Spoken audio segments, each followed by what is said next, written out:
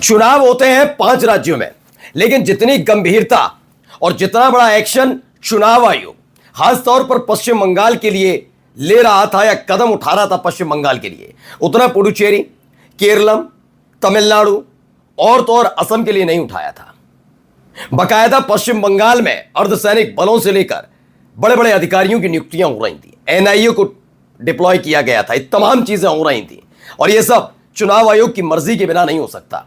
लेकिन आज मैं आपको दिखाऊंगा वो सीक्रेट वीडियो जिस पर सबसे पहले गंभीरता से न केवल चुनाव आयोग को गौर करना चाहिए था, बल्कि आज उस सीक्रेट वीडियो से पता लगा कि क्या जो आरोप बार बार टीएमसी की तरफ से लगाए जा रहे थे सही थे। क्योंकि 2 दिन पहले स्ट्रांग रूम में कुछ संदिग्ध लोग दिखते हैं, उसको लेकर टीएमसी के नेता बैठते हैं धरने पर, लेकिन उस पर गौर नहीं किया जाता। हां, बीजेपी की शिकायत पर पश्चिम बंगाल की एक सीट पर चुनाव रद्द करके दोबारा वोटिंग करने के ऐलान का फुर्सत चुनाव आयोग के पास होती है। फाल्टा सीट 21 मई को चुनाव, 24 तारीख को रिजल्ट आएगा उस पर।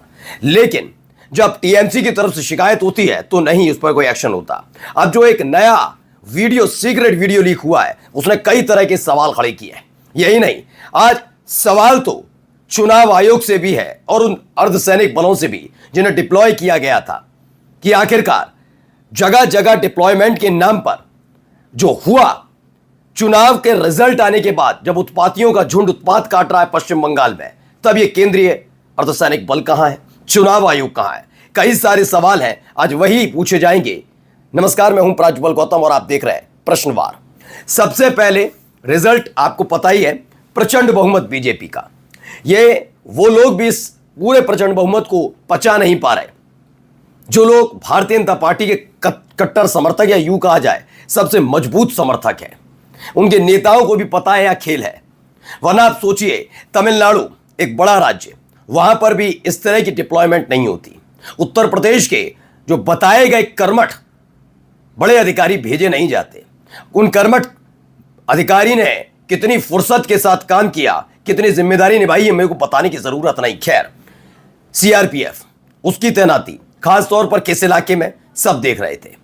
अब आपको पहले कुछ तस्वीरें दिखा दूं, फिर आपको दिखाऊंगा कि आखिरकार क्या वो सीक्रेट वीडियो जो लीक हो गई है वो भी आपको दिखाऊंगा। लेकिन पहले जरा ये देखिए, ये तस्वीर निकलकर सामने आती है, इसमें तोड़फोड़ की जा रही है। ये आ गया भैया रामराज पश्चिम बंगाल में, ये देखिए। और चिंता मत करिए, ये पश्चिम बंगाल की जनता की देन नहीं है जो ये लफंगे किस्म के लोग तोड़फोड़ करने पर उतारू हो गए। क्योंकि पश्चिम बंगाल का ये जनादेश उसकी जनता का जनादेश है ही नहीं, ये बीजेपी भी जानती है। ये चुनाव जीतना कितना ज्यादा जरूरी था, मैं पहले दिन से आपको बता रहा हूं। बीजेपी खासतौर पर मोदी शाह की बीजेपी के लिए उनका टारगेट कभी असम या तमिलनाडु, केरलम नहीं रहा। वो पश्चिम बंगाल में किसी भी कीमत पर आना चाहते थे। ये देखिए, उसके बाद की तस्वीरें जरा देख लीजिए। चप्पे चप्पे पर सीआरपीएफ मौजूद है, चप्पे चप्पे पर केंद्रीय सुरक्षा बल तैनात है। यही कहा जा रहा था ना, देख लीजिए। उनकी मौजूदगी के बाद भी इस तरह की एक्टिविटी कैसे हो सकती है? यहां से बड़ी मोहब्बत के साथ इन्हें भगाया जा रहा है। ऐसा लग रहा है कि ये पहले से सुनिश्चित हो रखा था क्या?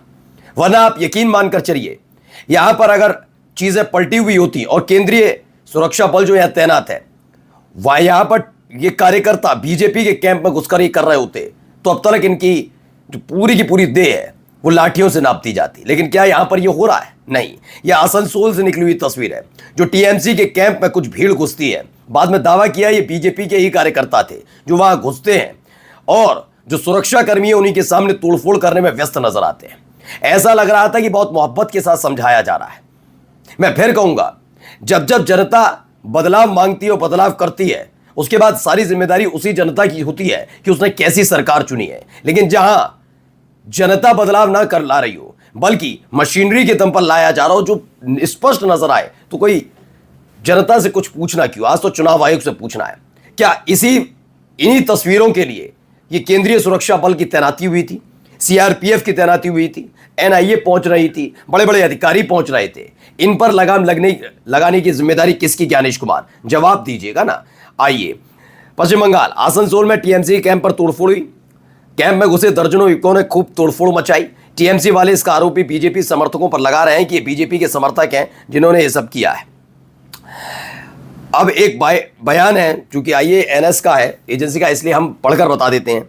वेस्ट बंगाल आसनसोल का है, एक टीएमसी के सपोर्टर है। उन्होंने कहा कि वो बैठकर, बहुत सारे लोग बैठकर देख रहे थे न्यूज़, रिजल्ट देख रहे थे न्यूज़ चैनल पर, तभी बीजेपी के लोग आते हैं। इनकी तादाद तकरीबन 250 की तादाद में थे और ये हाथ में लाठी डंडे थे और उसके बाद इन्होंने पीटना शुरू कर दिया। तो बीजेपी इसी रामराज की बात कर रही थी क्या? फिर मैं बीजेपी से नहीं पूछूंगा। आज सवाल चुनाव आयोग से है, आज उन जिम्मेदार अधिकारियों से है जो अपनी पीठ खुद थपथपा रहे हैं इस बीजेपी की जीत के बाद। क्या आपका इसमें योगदान नहीं है? बताइएगा, जवाब जरूर देना होगा आने वाले वक्त में ही सही। एक वीडियो और इसमें निकलकर सामने आई, जो दावा है बताऊंगा, लेकिन फिलहाल आप देखिए।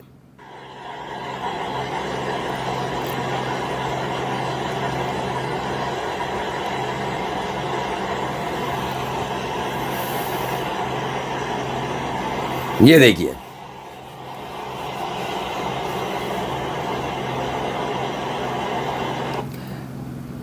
तो इसको लेकर जो दावा है वो ये कहा जा रहा है, इस वायरल वीडियो में दावा किया गया है कि पश्चिम बंगाल में भाजपा को चुनाव जिताने के लिए ईवीएम की अदला बदली और उसमें छेड़छाड़ में बीएसएफ और सीआरपीएफ की संलिप्तता है।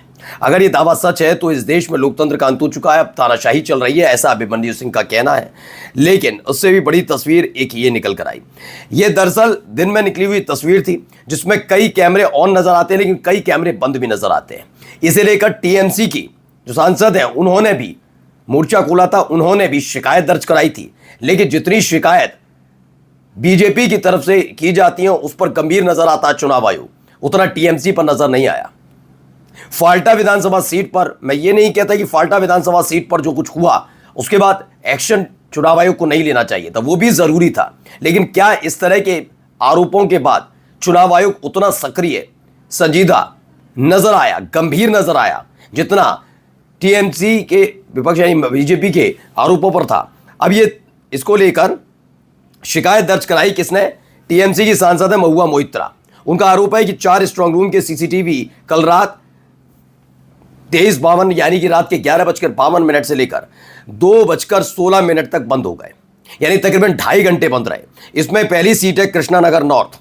कृष्णानगर नॉर्थ में हमने जब इसका डेटा सर्च किया तो पता लगा, आइए कृष्णानगर उत्तर, यहां पर तारकनाथ चटर्जी हैं, भारतीय जनता पार्टी के हैं, 46 तकरीबन 46,000 वोटों से आगे चल रहा है, मतलब जीत एक तरीके से इनकी पक्की है। समझ रहे हैं आप? यहां बनता सीसीटीवी कैमरा 2.5 घंटे के लिए। दूसरी है छपरा सीट। छपरा सीट पर तृणमूल कांग्रेस के हैं 36,000, ठीक है ना। तीसरी सीट है कालीगंज से। कालीगंज सीट पर भी आप जाएंगे तो टीएमसी की हैं आरिफा अहमद, उन्होंने बीजेपी के जो हैं बपन घोष उनको ट्रेल किया, मतलब पछाड़ दिया। 17,000 तकरीबन वोट, 17,500। और यहां पर एक सीट है नकाशी पारा। नकाशी पारा में क्या जो 2.5 घंटे तक सीसीटीवी कैमरा बंद रहता है, जहाँ ईवीएम रखी थी।